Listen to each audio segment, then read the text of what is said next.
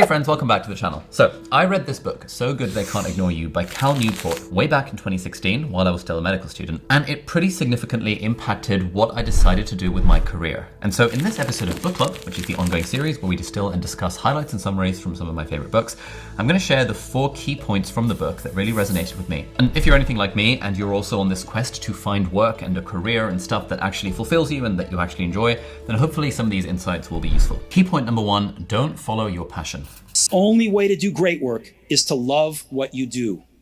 If you haven't found it yet, keep looking and don't settle. Now, what Cal says is that it's all well and good for Steve Jobs to be like, hey man, you gotta follow your passion, you gotta love what you do, you gotta keep on looking, you gotta not settle.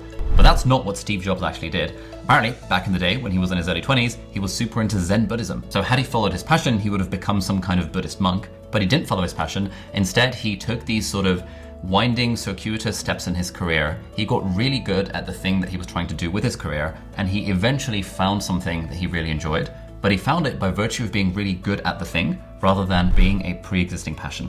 And that's really the whole concept throughout the book, and that's why it's called So Good They Can't Ignore You, because this whole model is that if you become so good that they can't ignore you, then you will find a career or a job that you love.